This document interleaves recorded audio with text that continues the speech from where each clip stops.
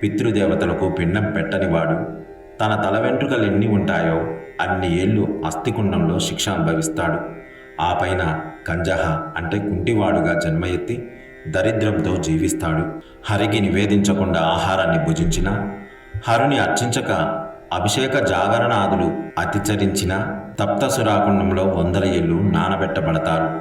గోవుని హింసించిన, గోహింసను అడ్డుకోకున్నా గోలకుండం గిరగిరా దొర్లించబడి గోవు శరీరంపై వెంట్రుకలున్నన్ని ఏళ్ళు వృషభ జన్మ ఎత్తి కష్టతరమైన కృషి అంటే వ్యవసాయ కార్యం చేయించబడతారు.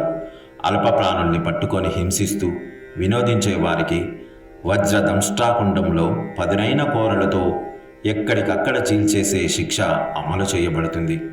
ధనలోభంతో ఎదుటివారి శిరస్సును ఖండించిన అంటే హత్య చేస్తే హాని తలపెట్టిన దేహధరణ కుండంలో ముక్కలు ముక్కలుగా తరగబడతారు.